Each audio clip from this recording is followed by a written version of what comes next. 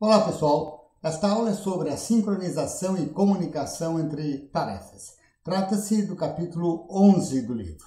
E neste terceiro vídeo nós veremos as variáveis compartilhadas. Quando a gente usa variáveis compartilhadas para implementar um programa concorrente, obviamente o primeiro requisito é que o sistema operacional permita o acesso das tarefas a uma mesma memória física, para que a gente possa ali compartilhar uma variável do programa. A forma como a memória compartilhada é implementada depende do kernel, do microkernel em questão, do sistema operacional, de como a gerência de memória foi implementada. Obviamente, no caso mais simples, o sistema operacional consiste de um simples microkernel que não implementa proteção de memória e, nesse caso, todas as threads do microkernel podem acessar toda a memória física e, portanto, toda a memória física é automaticamente compartilhada entre todas as threads. Ou, em outras palavras, qualquer variável global ela é automaticamente compartilhada por todas as threads. Eu também posso ter tarefas implementadas como processos em sistemas operacionais com proteção de memória, né? No caso de um kernel completo. E nestes sistemas é possível utilizar chamadas de sistema, as quais permitem criar regiões de memória compartilhada entre os processos. Por exemplo, em sistemas operacionais que seguem o padrão POSIX, né, Unix, Linux, etc., eu disponho de chamadas de sistemas como esta daqui, o Shared Memory Open, a qual cria uma região de memória compartilhada. E depois eu uso a Memory Mapping para mapear esta região de memória compartilhada criada aqui, né, mapear para a região de memória que o processo vai considerar compartilhada com as demais variáveis. Estas são soluções antigas do mundo Unix que eram usadas, porém elas caíram um pouco em desuso. O mais comum hoje em dia é empregar threads de um mesmo processo para compor o programa concorrente, ou para implementar as tarefas do programa concorrente. Nós sabemos que todas as threads de um processo automaticamente compartilham as variáveis globais do programa. Então, para implementar programação concorrente com variáveis compartilhadas, usando threads de um mesmo processo, eu não preciso fazer nada. Não é necessário nenhum esquema especial, porque automaticamente threads do mesmo processo têm acesso às variáveis globais daquele processo do programa como um todo. É preciso observar que variáveis locais são alocadas na pilha de cada thread e, portanto, variáveis locais de funções em C, por exemplo, ou os parâmetros das funções em C, elas são privativas de cada thread, porque são alocadas na pilha de cada thread, que é uma região de memória diferente, específica. As variáveis globais do meu programa, essas sim são alocadas numa posição única e são compartilhadas por todas as threads. Uma vantagem adicional em fazer o programa concorrente com threads de um mesmo processo é que o chaveamento de contexto entre elas é muito rápido, né? Chavear o contexto entre dois processos completos, dois processos pesados, requer trocar tabelas de MMU e uma série de outros ajustes, né, dentro do kernel. Agora, chavear o contexto entre duas threads de um mesmo processo, a gente tem que trocar apenas o contexto de execução, os registradores, porém, uma série de outras coisas, como arquivos abertos, sockets abertos, tabela de páginas MMU, etc., continua igual. Então, é mais rápido o chaveamento de contexto. Por isso que threads são muitas vezes chamadas de processos leves, porque o chaveamento entre elas é mais rápido. É claro, sendo as threads do mesmo processo, porque se eu for trocar entre threads de processos diferentes, aí eu tenho que trocar tudo de novo. O emprego de threads, portanto, ele predomina na construção de programas concorrentes com variáveis compartilhadas. E falando de threads, a biblioteca, possivelmente a biblioteca mais usada no mundo para programar com threads, é a POSIX Threads, ou carinhosamente chamada de pthreads. As pthreads são partes do padrão POSIX dos sistemas operacionais. POSIX é um padrão criado pela I3E nos anos 80, né? Instituto de Engenheiros Elétricos e Eletrônicos. Nos anos 80, criou, né, montou uma comissão para tentar padronizar sistemas operacionais estilo Unix. E isto resultou na especificação POSIX. POSIX é, na verdade, uma especificação e sistemas operacionais implementam o sugerido pela especificação POSIX num grau maior ou menor. No entanto, é bastante prevalente. A biblioteca das pthreads, ela é rica em funções que permite a gente, então, trabalhar, né, com threads de diferentes maneiras, de uma forma bastante rica e bastante completa. Para que eu use as funções de uma biblioteca pthreads, eu, pensando sempre na linguagem C, eu tenho que incluir o pthread.h e o programa normalmente inicia na função main com apenas uma thread. A thread, vamos chamar assim, de principal do programa. E qualquer outra thread adicional eu vou precisar criar, e para tanto eu vou criar uma variável do tipo pthread_type, que vai ser o meu identificador da thread. E threads adicionais, além daquela principal automática que vem na função main, qualquer thread adicional vai ser criada através da função pthread_create. A pthread_create, ela aceita 4 parâmetros, né? Ela primeiro tem que ter aquela variável do tipo pthread_type, que é o meu handle, é o meu identificador, é o meu acesso à thread. O segundo parâmetro permite definir coisas como o tamanho da pilha da thread e a prioridade da thread. O terceiro parâmetro é o endereço da função que será executada pela thread criada, né? Normalmente a gente cria a thread e ela tem uma função do programa, que é a espécie de main dessa thread. E, por fim, o quarto parâmetro permite que eu passe informações, passe parâmetros no momento da criação da thread para esta thread recém-criada.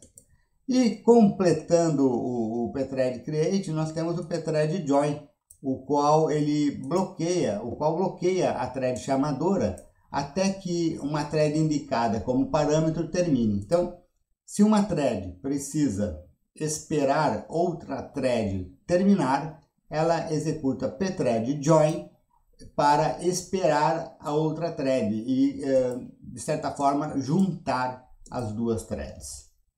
Esse código aqui, pessoal, é bem simples e ele ilustra a criação de threads em um programa em C, e o propósito dele é mostrar como é fácil fazer isso, né?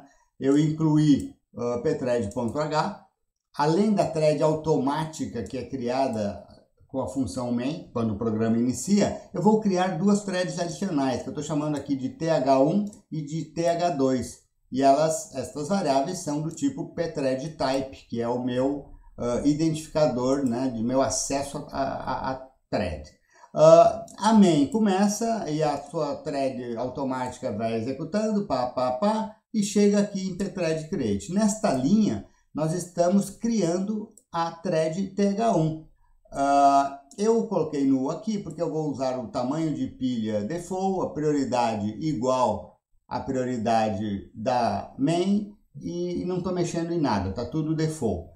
Esta thread th1, o propósito dela é executar a função código th1. Esse cast void pointer ele é requerido apenas para a gente evitar o warnings, né, do compilador. E por fim, eu não estou passando parâmetro nenhum para ela, então eu estou botando null aqui. Né? Esta thread recém-criada, ela vai executar esta função aqui. Né? Aqui está void, né? Se eu colocasse outra coisa aqui, um pointer, né, eu teria que colocar o valor a ser passado neste ponto da chamada. Nessa linha seguinte, a gente está criando o TH2, né, thread type. De novo, o default aqui, a thread 2 é criada para executar o código TH2 e, de novo, nenhum parâmetro. Então, está aqui. Após estas duas linhas, o nosso programa conta agora com 3 threads. A thread principal, criada automaticamente no início da main. A thread TH1, que está executando este código aqui. E a thread TH2, que está executando esse código aqui. Lembrando daquela analogia das lapiseiras, a partir de agora, se eu quiser imaginar a execução do meu programa evoluindo com a lapiseira mostrando o que está sendo executado a cada momento, eu passo a necessitar de 3 lapiseiras. Uma para a thread main, outra para a thread TH1 e outra para a thread TH2. Então temos programação concorrente. Como a gente já viu no início do capítulo, no caso da sincronização com variáveis compartilhadas, eu preciso de primitivas do sistema. Então, aqui nós temos um exemplo, né? Suponha que uma lista encadeada de medições de sensor seja mantido como uma estrutura de dados global, uma variável global. E sendo assim, ela pode ser acessada por várias threads do meu programa. A implementação clássica, né, de uma lista encadeada simples é manter um apontador para o início da lista, outro apontador para o fim da lista e cada elemento da lista aponta para o seguinte. Né? Tem um pointer next ou próximo dentro da structure em questão. No caso da inserção no final da lista, né, caso a lista esteja vazia, tanto início como fim passam a apontar a nova e única medição. Eu estou imaginando que a medição é uma structure, então. Caso a lista não esteja vazia, o campo próximo da atual última medição passa a apontar a nova medição, ou seja, eu inseri a nova medição no final da lista. A variável fim, obviamente, também passa a apontar para a nova medição recém-inserida. No caso de retirar algo desta lista encadeada, o que a gente faz é pegar a variável que aponta o início da lista e passar a fazer, né, com que ela aponte o que antes era a segunda medição da lista, porque agora a primeira medição está sendo retirada. Se a gente retira a última medição da lista e a lista fica vazia, tanto o início como o fim da lista vai ser nulo. Esta é uma implementação clássica, né, simples, de uma lista encadeada. Em um programa concorrente com várias threads, eu posso ter problema se, por exemplo, a thread 1 tentar inserir na lista ao mesmo tempo que a thread T2 tenta retirar algo da lista. No caso de um único processador, eu estou usando multiprogramação.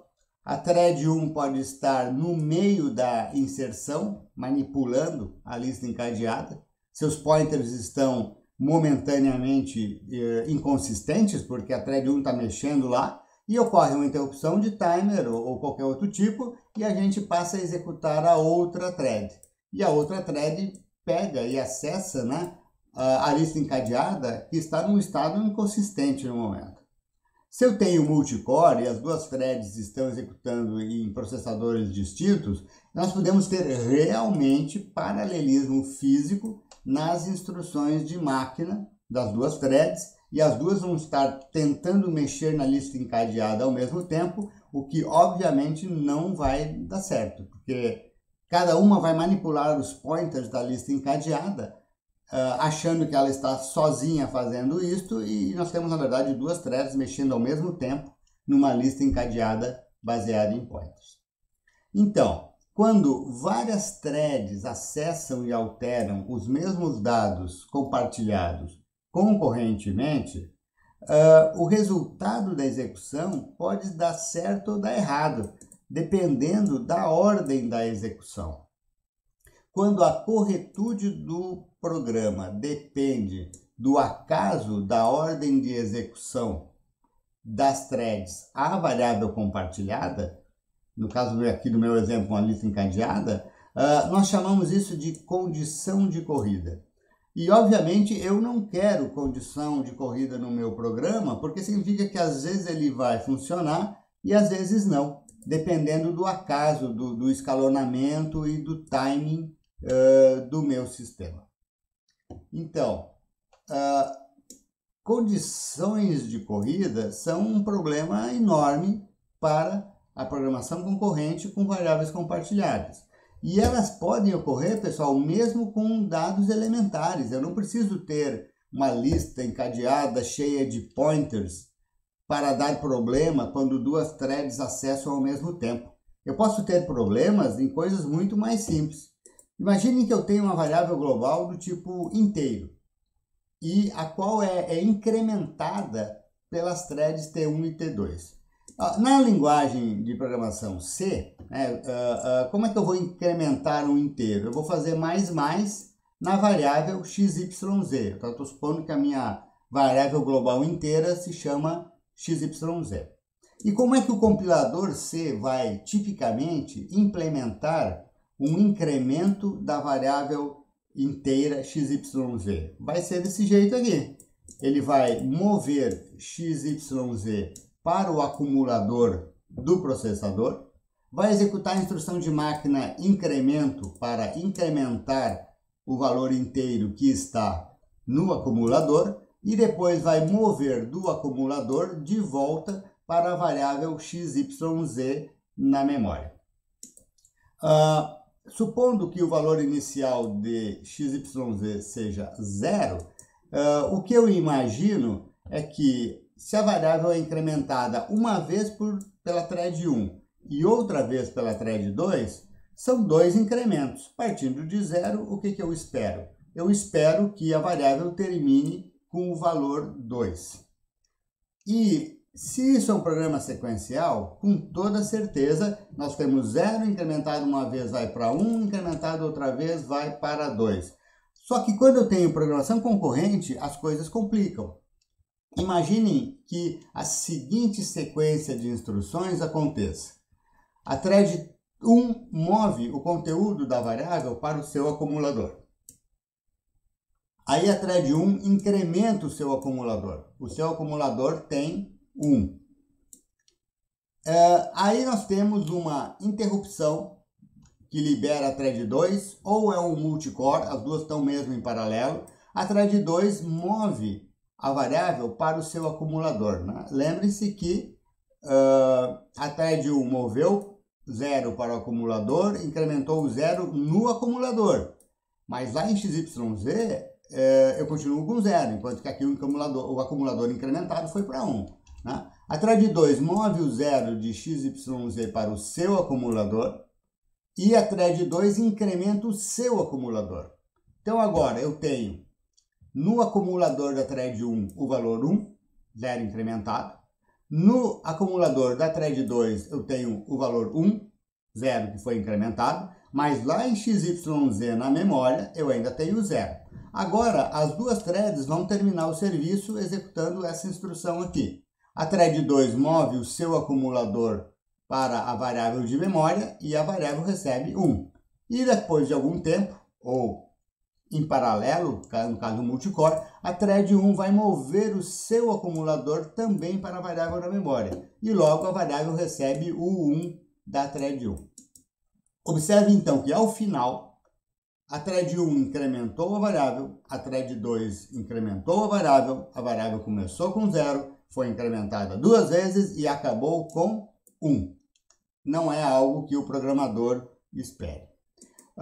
E o pior é que não é que vai acabar sempre com 1. Né? Para que eu consiga incrementar a variável 2 vezes e terminar com o valor 1, eu tive que intercalar as instruções de máquina numa certa ordem que, embora pouco provável, ela é perfeitamente possível, e se eu executar o meu programa tempo bastante, vai acontecer um dia, né? Mesmo em um processador só. A thread 1 estava executando, aí veio uma interrupção que liberou a thread 2 de mais alta prioridade, a thread 2 preemptou a thread 1, a thread 2 executou, aí depois a thread 2 bloqueou e a thread 1 prosseguiu. Então é um cenário perfeitamente legítimo e possível, e com uma probabilidade que, bem, vai depender do tamanho do programa e da dinâmica do sistema, né?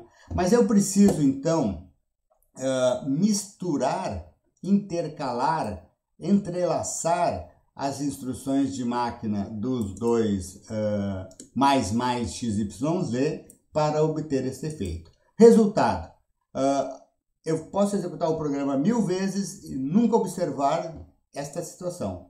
E aí eu coloco o meu equipamento no campo, uma indústria, ele vai trabalhar anos a fio.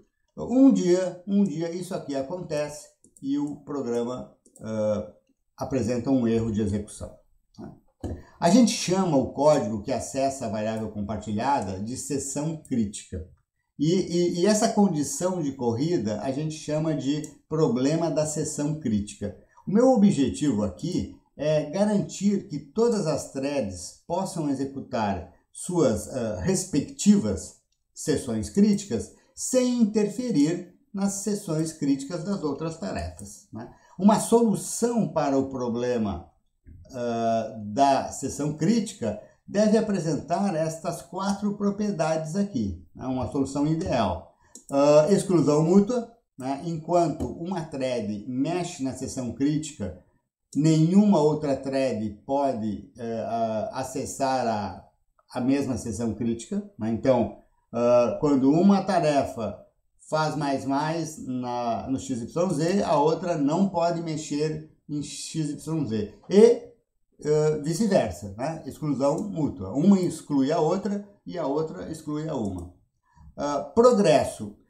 Quando uma thread deseja acessar, executar a sua seção crítica e a seção crítica está livre, ela não deve ser bloqueada, tá? A gente não quer bloquear uma thread que deseja entrar numa seção crítica e a seção crítica está livre.